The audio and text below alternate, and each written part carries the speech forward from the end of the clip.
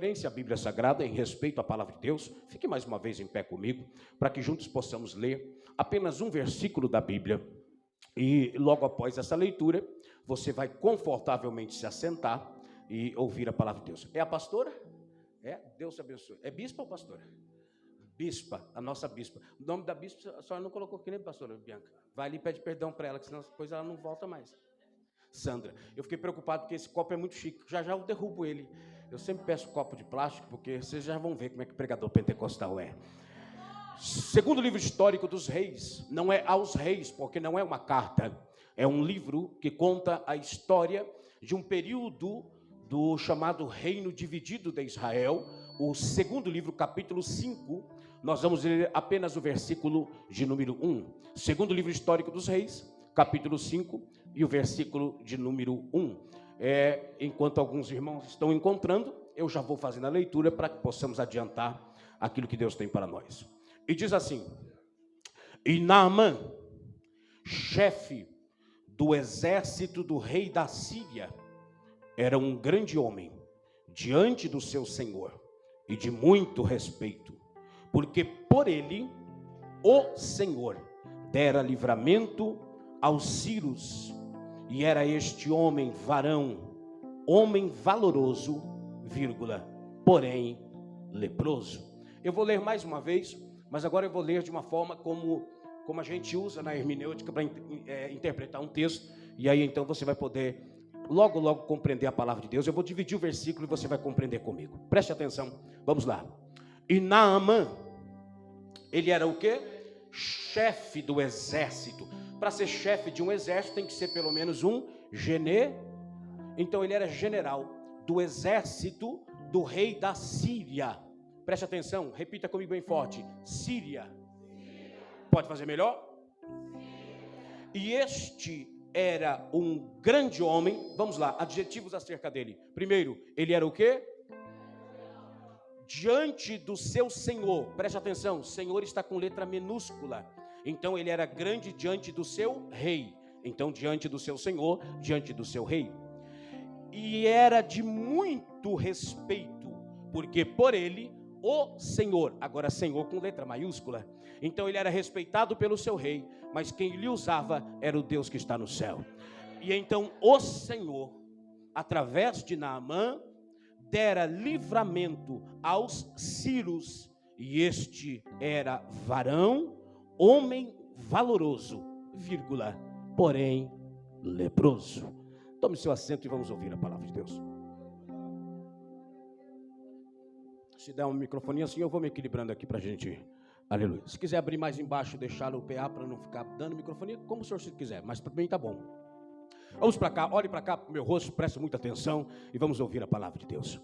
Esta história linda, no capítulo 5 do segundo livro histórico dos reis, é uma passagem bíblica que eu tenho certeza, todos nós que aqui estamos, inclusive os amigos do Evangelho, que vieram aqui esta noite a convite de alguém, talvez um dia ouviu falar acerca de um general que foi conhecer o profeta Eliseu em busca de um milagre, de uma cura divina, a cura de uma doença, a hanseníase, a lepra. E esta doença, vocês sabem, no tempo da época do Antigo Testamento, como também no Novo Testamento, era uma doença incurável na medicina de sua época. E não só isto, quem era acometido de lepra, sabia que a lepra não era só uma doença, era sinal de uma maldição que vinha sobre alguém, ou pelo seu pecado, ou pelo pecado do seu pai, ou pelo pecado do seu avô, ou pelo pecado do seu bisavô, ou pelo pecado do seu tataravô, porque a Bíblia dizia que a maldição chegaria à quarta geração devido ao pecado de um homem ou de sua casa, certo? Então, a lepra também era uma forma de fazer com que a pessoa acometida deste mal transformasse em alguém separado da sociedade. Como em outras palavras, havia um preconceito tamanho que toda pessoa que era acometido de lepra, ele tinha que ser isolado da sociedade e não poderia mais viver em convívio com as pessoas que não estavam doentes ou enfermas. Agora, esse texto tem uns detalhes muito importantes, e é sobre estes pequenos detalhes que Deus me trouxe aqui para trazer uma palavra de reflexão acerca daquilo que eu sei ter contido neste texto como uma revelação bíblica para os nossos corações. Primeiro, você precisa prestar atenção em alguns pontos em particular. O primeiro ponto que nós precisamos encontrar em nossa mente uma atenção melhor é que quando a Bíblia diz Síria, você tem que entender a diferença entre Síria e Assíria, porque muitas vezes na Bíblia você vai ler a palavra Assíria, o império da Assíria ou dos Medo-Persas. A diferença de Síria para Assíria não é só geográfica, mas também de tamanho de continental de seu território, de país, como também de forças bélicas. Por que, pastor Paulo Marcelo? Porque a Síria na Bíblia e na geografia, quando você gosta muito de orar por Israel e você vai no mapa e procura onde está Israel, a Síria é um dos pequenos países que fazem fronteira com Israel. Síria é um país aproximadamente um pouco maior do que o estado querido do Sergipe, lá no nosso querido Nordeste. Então a Síria é um pequeno país, minúsculo em sentido a território. Também a Síria é um país que, se você for conhecer a história, não só no tempo bíblico, mas até nos dias atuais, você sabe que a Síria nunca teve paz, sempre envolvida ou em conflitos por causa de sua própria posição geográfica. Para que alguém atacasse Israel, muitas vezes passava pela Síria, outra muitas vezes por sua fundamentalização religiosa e até mesmo de força de sua religião para com a sua força militar. Esta Síria, quando você lê sua história, sabe que recentemente ela teve uma terrível guerra civil. Também a Síria é um país que todos nós, por recordarmos biblicamente, é um país que em toda guerra que a Síria entrava, alguém já dizia: se a Síria entrou, ela vai perder, porque a Síria era um país não só pequeno, mas com um exército muito limitado. Então, se você for lendo a história da Síria, você vai encontrar sempre a palavra derrota. Mas aqui no capítulo 5 do livro dos Reis, o segundo livro, diz que Deus usou um homem para que desse livramento, ou seja, vitória para o pequeno país da Síria. Agora, o que eu preciso que você entenda é que não foi qualquer batalha que eles acabavam de vencer aqui no capítulo 5 do livro dos Reis. Não, era contra a maior força bélica desta época do Antigo Testamento. Era uma guerra contra os assírios. Para você entender mais ou menos, a Bíblia diz que um dia Deus mandou um anjo do céu para o acampamento dos assírios, e só em uma tarde matou mais de 185 mil soldados do exército da Assíria.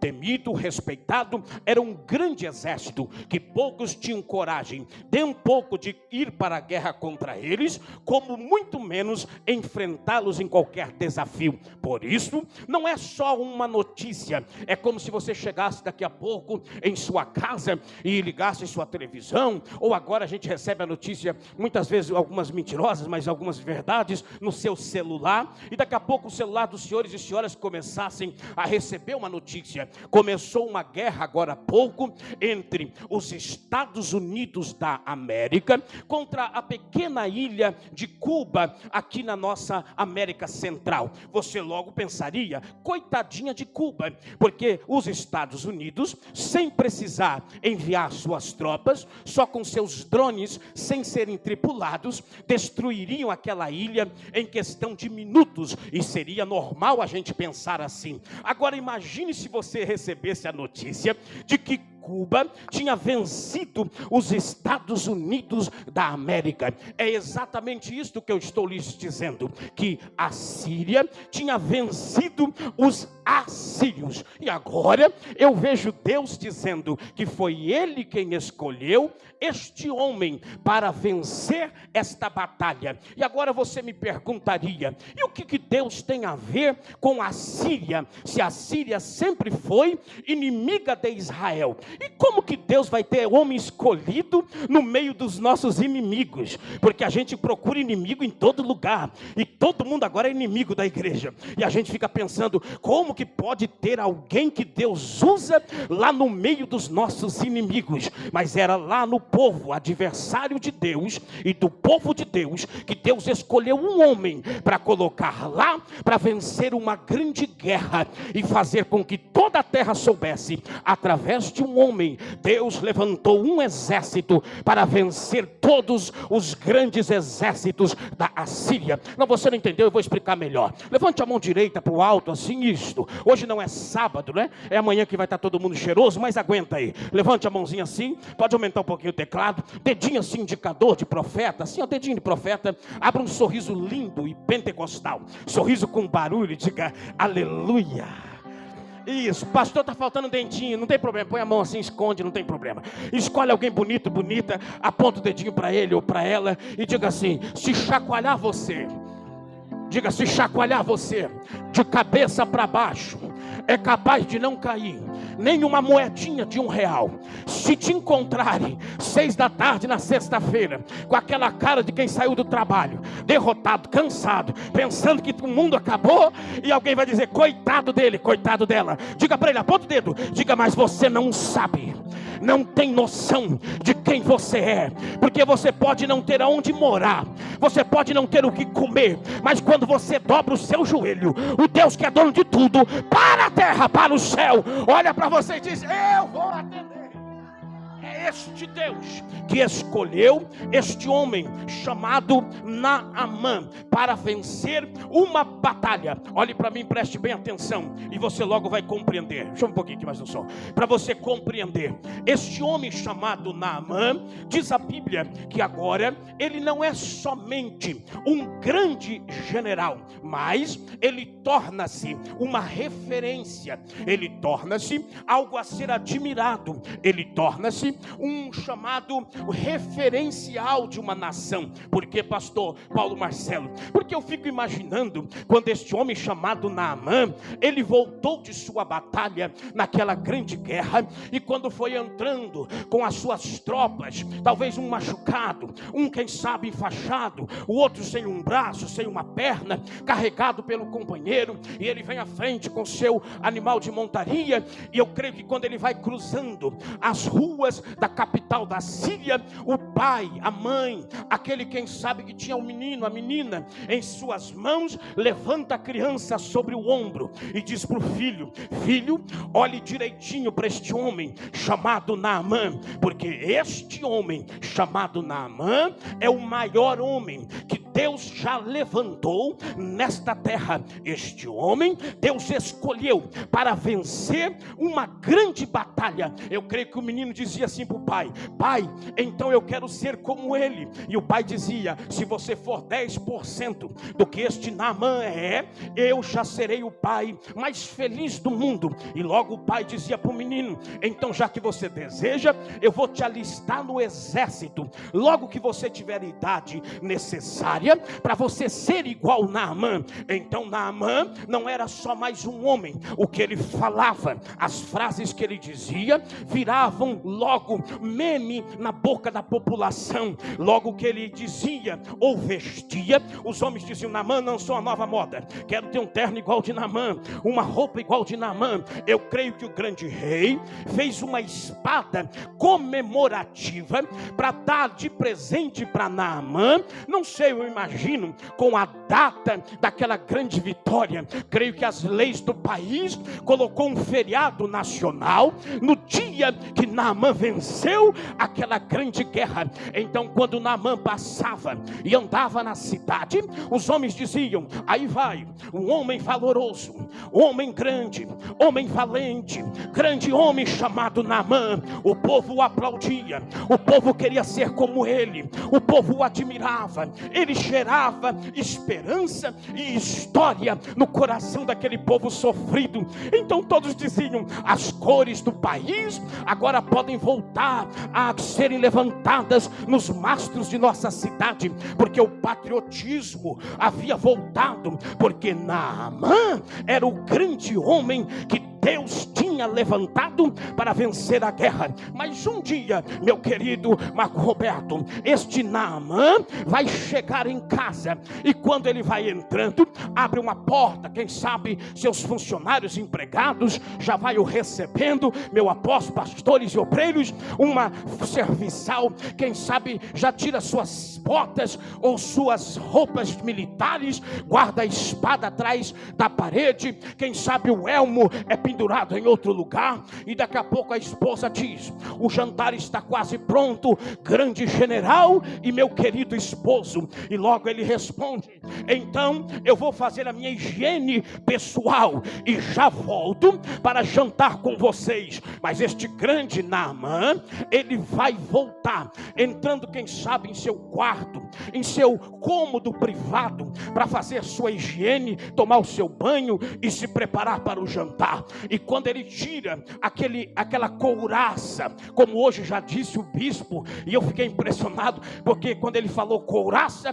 eu já disse: já sei o que eu vou pregar hoje. E então ele tirou aquela couraça. Eu não sei, eu não vivi naquela época, mas pelo que a gente estuda, e até naqueles filmes que a gente vê da era medieval, a gente imagina que quando o soldado põe uma couraça de metal, embaixo ele põe uma pele de animal ou alguma outra forma de algodão, para que não vá essa parte de metal cortar o seu corpo. Então Naamã tira a couraça, embaixo a pele que protegia o seu corpo daquela armadura. E quando ele vai tirar a pele está grudada no corpo, e ele não entende por quê. E quando ele puxa aquela pele de animal, parte da sua pele também sai junto com aquela pele de animal. Ele se assusta. Eu imagino que ele toma seu banho preocupado. No outro dia ele volta para o mesmo ritual, sai do quartel, passa em casa, e quando vai fazer sua higiene pessoal, observa que no dorso de sua mão tem uma mancha, que não era qualquer mancha, não era qualquer coisa, era lepra. E eu quero crer que quando ele mostra, quem sabe para a esposa, somente esta mancha, eu creio que as lágrimas vieram ao rosto. E uma pergunta este homem chamado Naamã deve ter feito: Deus, por que o Senhor permitiu que eu passasse por este processo e ser marcado por uma lepra? Porque lepra era a maior humilhação que qualquer pessoa poderia ter. Vou explicar melhor. Se o rei fosse acometido de lepra, tinha que tirar sua coroa, renunciar seu reino e ir levado à cidade dos leprosos. Se fosse um general como Naamã, a mesma coisa. Se fosse um sacerdote da igreja, também, se fosse acometido por lepra, perdia o ministério e era levado imediatamente para ser excluído e jogado ao mundo do esquecimento na cidade dos leprosos. Se fosse um comerciante, ele também era levado para lá e o comércio era fechado. Não importava se fosse grande ou pequeno, se fosse forte ou fraco, se fosse rico ou fosse pobre, a lepra chegava, a pessoa era condenada a ser excluída, a ser jogada para fora do convívio dos irmãos. Agora olhe para mim, o que eu acho lindo nesse texto é que este Naamã, quando descobre que tem lepra, ele vai falar com o seu rei, e quando ele chega para falar com o rei, ele diz: rei, eu estou doente, eu estou com lepra, eu preciso me tratar. Agora, com muita atenção, a Bíblia diz que o rei faz uma carta em segredo para o general Naamã, para que ele fosse até Israel, entregasse para o rei de Israel e entregasse para o profeta Eliseu, e então buscasse sua cura. O que o senhor quer dizer com isso? É que quando Naamã chegou para o rei e disse: rei, ajoelhado à sua frente, disse: rei, eu estou doente, eu estou com lepra. Como que o rei reagiu? O rei, no momento ideal, disse: quietos, silêncio, não conta para ninguém que você está doente. Ele disse: por que, grande rei? Por que o senhor sabe disso, pastor Paulo Marcelo? É porque quando Naamã foi falar com Eliseu, ele não foi lá sendo um leproso, ele chegou na pompa de um general. É porque a lepra estava escondida e ninguém queria divulgar que o grande herói daquela nação estava doente e estava com lepra. O rei disse: esconde. Mas eu estou doente, rei. Mas vai escondendo, você é importante ainda. Ele disse: o que é que o senhor quer que eu faça? Esconde enquanto der. Mas se a lepra chegar na minha testa, arruma um elmo, um elmo mais comprido, para que possa entampar sua testa. E se cair um dedo, põe uma prótese, arruma uma luva e vai escondendo. E se a lepra tomar o meu rosto, inventa uma máscara, e aí todo mundo vai usar também, para poder esconder tua lepra. Ou seja, o rei disse: se você for exposto, eu também vou ser exposto. Se souberem que você caiu, eu vou cair também. Porque todos que estão com medo do meu exército descobrirem que o meu grande general está doente, aí então todos virão contra mim. Olha para mim, olha aqui no meu rosto, porque agora eu vou aplicar a mensagem da parte de Deus para a sua vida. Nós vivemos exatamente isto. Vivemos um momento em que ninguém quer tratar o problema de verdade. A gente vai levando, a gente vai maquiando, vai colocando uma luvinha, vai colocando um elmo, vai maquiando por aqui, maqueia ali, silêncio, esconde, inventa uma mentira, diz que é outra coisa, diz que não é verdade isso. E os reis vão dizendo a mesma coisa. Não deixa o escândalo acontecer, não deixa o escândalo aparecer, não deixa o escândalo chegar no ouvido da igreja. Vai escondendo os generais. E o que a gente faz? Vai usando eles, vai usando, usa esses homens de guerra. Mas a hora que eles não prestar mais, dispensa, ignora, joga na cidade dos leprosos. Cansamos dele, cansamos dela. Olha para mim, igreja não tem memória. Igreja não tem memória.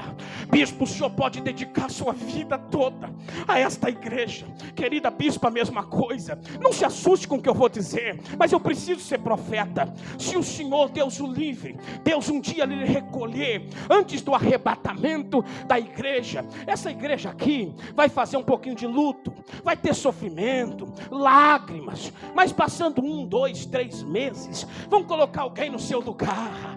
E aí a senhora, bispa, vai ser esquecida na cidade dos leprosos, porque a igreja não tem memória. Enquanto você é útil para o evangelho, todos te querem, mas quando você não está mais aceitando o que os reis desejam que você faça, eles te expõem, mostra a sua lepra. Mas eu vim esta noite em São Vicente para dizer para os senhores e senhoras: lepra não é só pecado, lepra são traumas, lepra são cicatrizes, lepra são setas que te atingiram, lepra são dores que só você e sua família sabem que você tem passado. Porque falar da tua lepra é fácil, quero ver é alguém dizer: eu também sou leproso.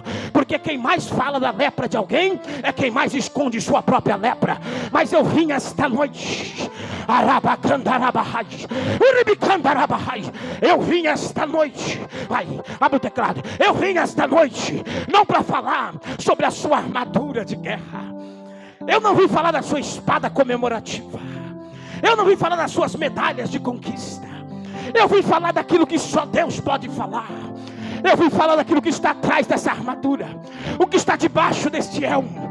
O homem e a mulher que Deus conhece e que Deus sabe que você tenta ser forte, porque você precisa cuidar dos seus filhos, cuidar da sua casa, cuidar da sua família, cuidar do seu ministério. Mas tem hora que você vai tentar dormir e não consegue, porque você diz: está doendo, eu estou doente.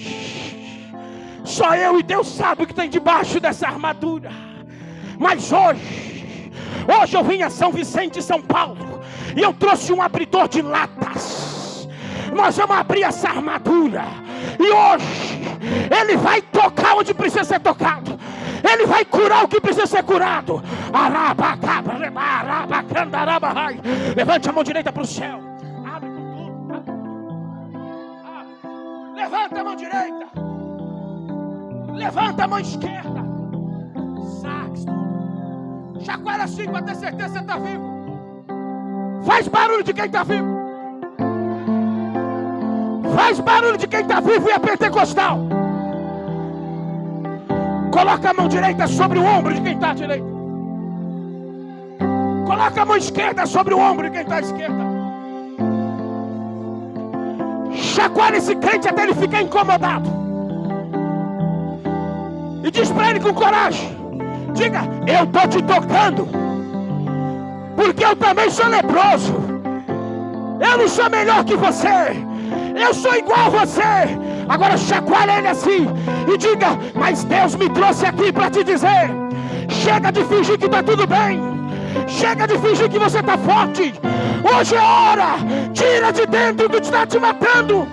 Vomita o que faz mal. Deus vai...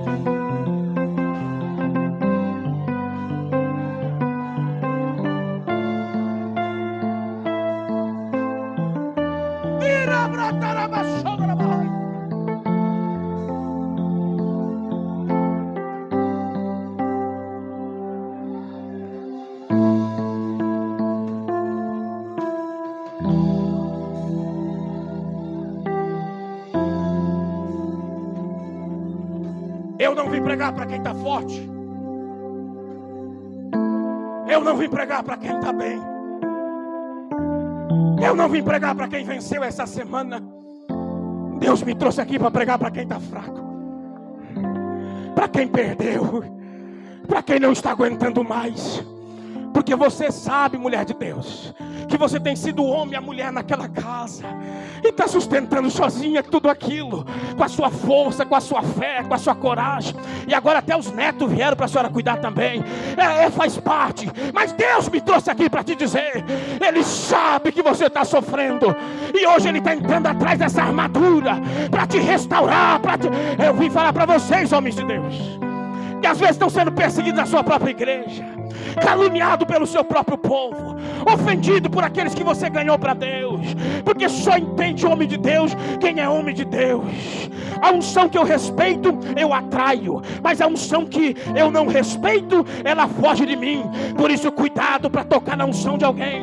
Mas Deus me trouxe aqui para te dizer: homens de guerra, generais de Cristo em São Vicente, hoje Ele vai te renovar. Ele vai.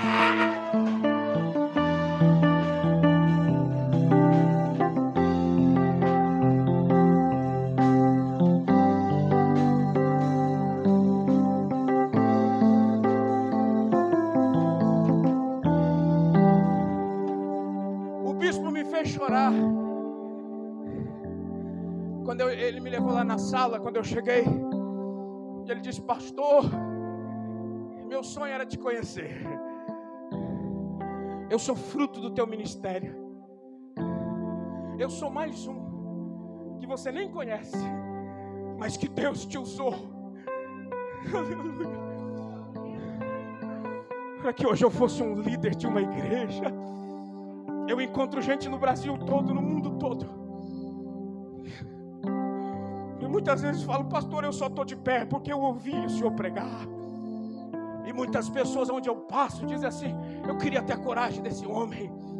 Outros dizem assim: meu Deus, como pode querer aguentar o que está aguentando? E outros dizem mais: eu queria ser como ele.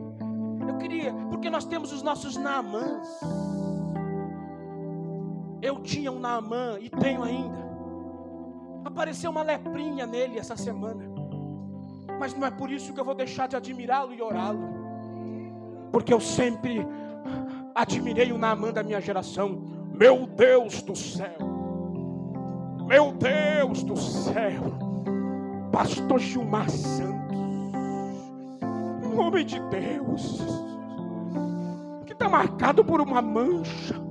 Mas igreja não tem memória. Chega de pisarmos em cima de cadáveres. Chega de cuspirmos em cima de quem está sangrando. A igreja não tem mais UTI. A igreja não tem mais pronto-socorro. Nós somos os chamados canceladores agora. Queremos destruir da noite para o dia histórias de homens e mulheres de Deus. Deus me trouxe a São Vicente esta noite para te dizer: você admira o pastor Paulo Marcelo? Você gostaria de ser como eu sou? É lindo, é maravilhoso. Mas aqui está. Essa aqui é a minha armadura de guerra. É o meu terno que eu uso para pregar. Mas quando eu chego em casa, todo molhado de uma mensagem, e eu tiro a minha armadura lá dentro daquele banheiro no meu quarto, quando eu olho no espelho, ali não está o pregador das multidões. Ali está o soldado que tem lepra e que às vezes só queria alguém para me abraçar e dizer: conta comigo, pastor, eu também estou contigo nessa batalha. Deus me trouxe aqui esta noite. Igreja vai voltar a ter memória. Igreja vai voltar a ter memória.